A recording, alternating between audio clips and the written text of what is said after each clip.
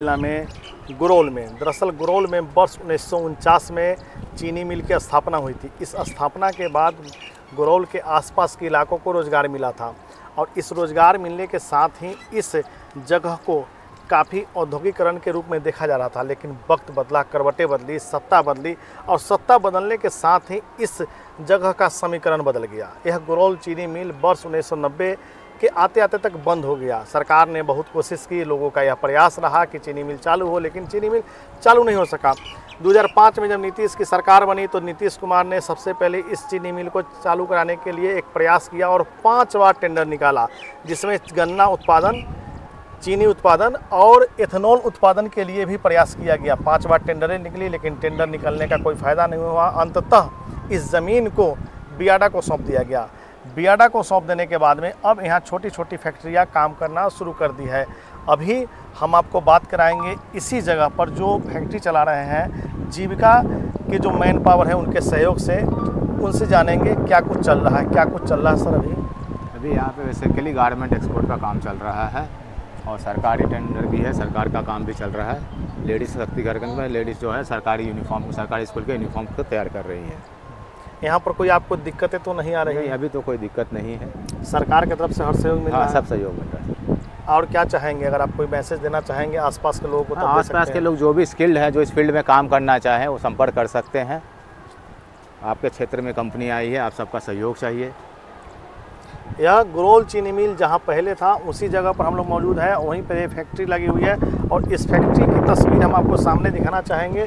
चूँकि अंदर बहुत सारे वर्कर काम कर रहे हैं, लगभग 250 लोग काम कर रहे हैं और प्रयास किया जा रहा है कि इस मैन पावर को बढ़ाया जाए, उत्पादन को बढ़ाया जाए और इसी को लेकर के इनका प्रयास है। सरकार भी यह चाह रही है कि इन जगहों का, इन सरकारी जो ज़मीन है, इस ज़मीन का इस्तेमाल अच्छे से किया जाए और इसको लेकर के सरकार का प्रयास कितना रंग लाएगा यह देखने लायक है। हम आपको बाकी तस्वीर भी इन जगहों की दिखाएंगे।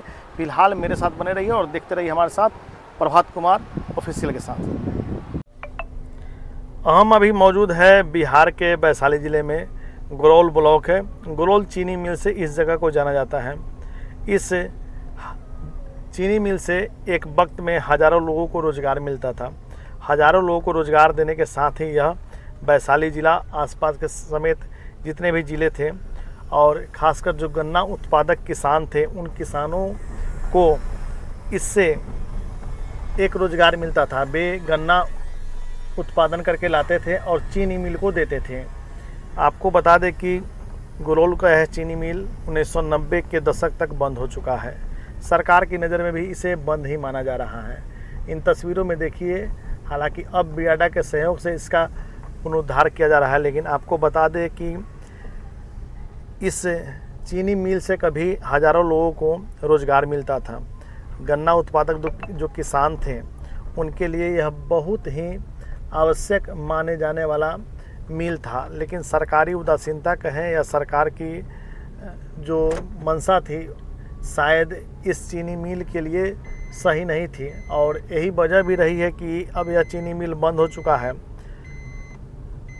इस चीनी मिल के फिर से खुलने की भी कोई संभावना नहीं रह गई है, क्योंकि सरकार ने इसके लिए 5 बार टेंडर निकाला और इस टेंडर को निकालने के बाद ही किसी कंपनी ने इस चीनी मिल को खोलने के लिए रुचि नहीं दिखलाई। इसके बाद सरकार ने इस ज़मीन को बिहार औद्योगिक क्षेत्र विकास प्राधिकरण यानी बियाडा को सौंप दिया। बियाडा ने छोटे छोटे फैक्ट्रियों को अब यह ज़मीन देना शुरू कर दिया है। यानी छोटे छोटे जो कंपनी हैं वो यहाँ पर सरकार के यूँ कहे कि सहयोग से अब फैक्ट्री लगा रही है और फैक्ट्री के लग जाने से जो रोज़गार लोगों को मिलना है वह शायद अब मिलना शुरू हो जाएगा।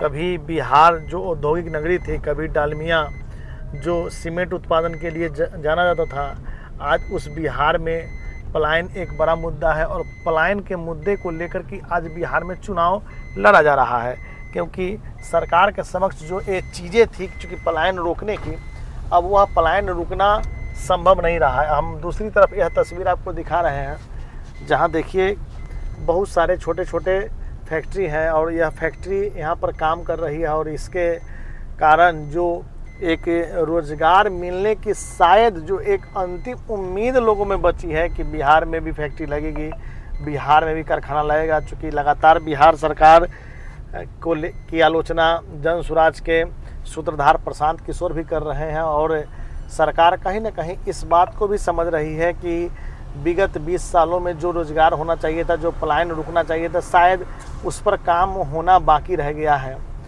और लगातार जो चुनाव के जो मुद्दे हैं वो मुद्दे बदलते जा रहे हैं। कभी बिहार में सुशासन का नारा देकर के नीतीश सरकार सत्ता में आई थी और आज सरकार यह चाह रही है कि फिर से यानी 2025 के विधानसभा चुनाव में पूर्ण बहुमत के साथ सरकार बने।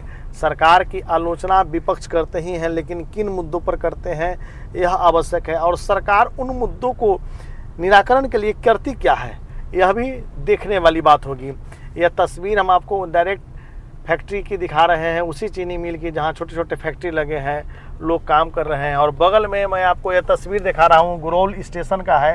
यह सामने आप गुरौल स्टेशन देख रहे हैं जहां कभी ऐतिहासिक जो चीज़ें थी वो सामने हैं आपके। इन रास्तों को सरकार के सहयोग से बनाया गया है और फैक्ट्री को ला करके यहाँ एक शुरुआत की गई है ताकि जो बिहार से पलायन है उस पलायन को रोकने की कोशिश की जा सके। यह जो बिल्डिंग है यह किसी न किसी फैक्ट्री की, हालांकि यह चालू नहीं हुआ है और जल्द ही उम्मीद है कि यह चालू हो जाएगा।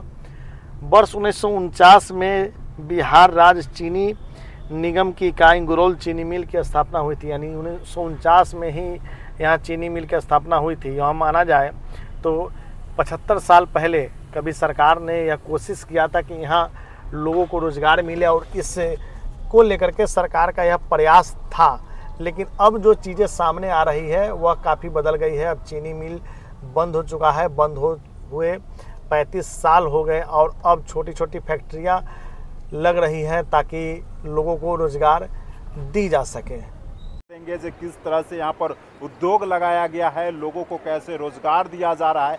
हमारे साथ बात करने के लिए एक व्यक्ति हैं, उनसे जानते हैं। अच्छा सर, क्या नाम है आपका? मेरा नाम शंकर मिश्रा। कंपनी से ज़मीन का टेंडर लेती है और उसके बाद विभिन्न कंपनियों को, छोटे छोटे कंपनियों को इस ज़मीन को देती है और उसके बाद यहाँ पे रोज़गार लगाने की जो